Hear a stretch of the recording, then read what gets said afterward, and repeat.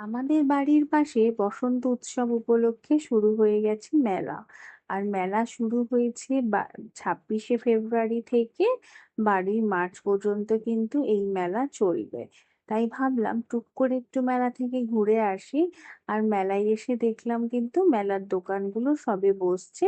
আর সব দোকানই ফাঁকা, মেলাতে কোনো লোকজন নেই।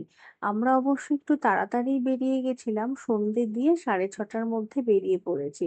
মেলাতে লোক একটু রাত হলেই ভিড় করে, জানি না পাড়ার মেলাতে কতটা ভিড় হবে, কিন্তু আমরা যখন গেছিলাম তখন দেখলাম একেবারেই ফাঁকা।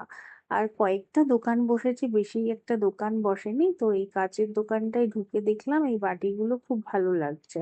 তো আমি ওখানে জিজ্ঞেস করলাম যে কাকু এটা বাটি নাকি অ্যাস্ট্রে। তা উনি বলছে যে যেভাবে ইচ্ছে সেভাবেই ব্যবহার করতে পারো।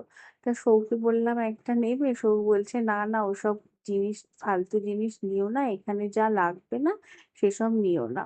আর সত্যিই তাই, আমাদের কলকাতাতে না, মানে যেহেতু আমরা ভাড়া থাকি সেহেতু আমরা প্রচুর কিছু জিনিস নিয়ে থাকি না, খুব অল্প স্বল্প জিনিস নিয়ে এখানে থাকি। তাই কেনাকাটা কিছু করারই নেই ঘরের জিনিসপত্র। তাই ওখান থেকে চলে গেলাম এই ক্লিপের দোকানে। ক্লিপের দোকানে দেখলাম, জিজ্ঞেস করলাম কত দাম টাম। তো এগুলো না খুব একটা ভালো লাগে না এই ক্লিপগুলো, তাই আর কিনলাম না। একটা আমি ভাবছিলাম যে নতুনত্ব যদি কিছু পাই তাহলে নেব, আর না পেলে নেব না। আর মামুনি তো বারবার বলছিল তুমি নাও, তুমি কিছু নাও।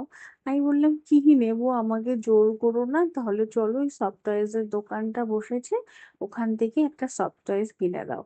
তো মামুনি বললো চলো তুমি সফট টয়েজ কিনে নাও। তা সেখানে গিয়েও কিছু পছন্দ হলো না, টয়গুলো না সব কটা কেমন যেন একটা নোংরা মতো পড়ে গেছে, পুরনো দেখতে। তাই আর না নিয়ে চলে গেলাম এই চুড়ির দোকানে। এই চুড়ির দোকানে গিয়ে ওই যে ঝুলপিওয়ালা যে চুড়িগুলো হয় সেগুলোই দেখছিলাম। তা উনি বললো 150 টাকা জোড়া। আমি বললাম 100 টাকা জোড়া নিলে তাহলে আমাকে দাও। তো উনি বললেন যে হবে না। তারপরে 250 জিলিপি কিনে নিয়ে চলে আসলাম বাড়িতে।